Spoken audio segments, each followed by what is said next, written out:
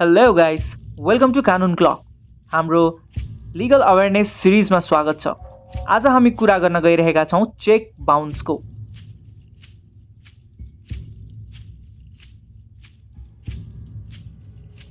के तपाईलाई थाहा छ नेपालमा चेक बाउन्स हुँदा के कानुनी कारबाही गर्न सकिन्छ? यदि थाहा छैन भने यो भिडियो तपाईको लागि पनि हो। यसलाई अन्त्यसम्म हेर्नुहोस्। के हो चेक बाउन्स र यो कसरी हुन्छ? बैंकले कुनै चेकलाई अस्वीकार गर्छ वा पेमेन्ट गर्दैन भने त्यसलाई चेक बाउन्स भनिन्छ। चेक बाउन्स हुने मुख्य कारणहरू यस्ता हुन सक्छन्। 1. बैंक एकाउन्टमा पैसा इन्सफिसियन्ट हुनु। 2.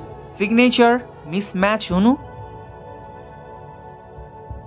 चेकमा केयरकार यानी कि ओभरराइटिङ हुनु। र 4. पुरानो चेक 6 महिना भन्दा पुरानो चेक।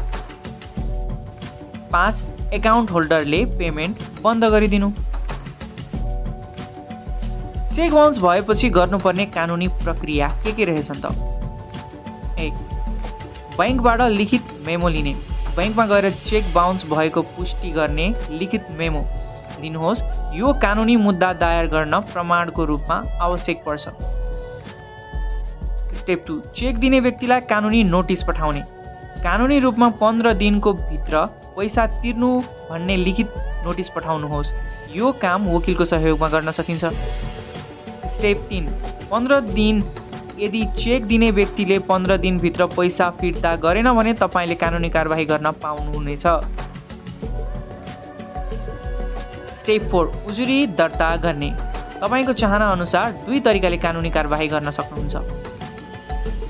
पहिलो त पैसा क्षतिपूर्ति सुद सहितको वसुल गर्न चाहनुहुन्छ भने 5 वर्षभित्र जिल्ला अदालतमा मुद्दा हाल्नुहोस्। र सिर्फ चेकको रकम मात्र चाहनुहुन्छ र आरोपीलाई जेल पठाउन चाहनुहुन्छ भने 1 वर्षभित्र प्रहरीमा एफआईआर दर्ता गर्नुहोस्। एफआईआर वकिलको सहयोगमा दर्ता गर्न सकिन्छ। फैसला तपाईको हातमा छ। जबसम्म कानुन परिवर्तन हुँदैन पर्खनुहोस्।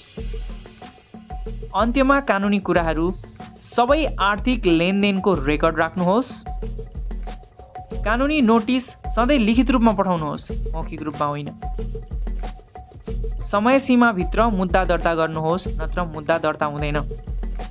कानुनी सहयोग लिनुहोस् र कानुन क्लकलाई फलो गर्नुहोस्। Like, share and subscribe. कानुन क्लक।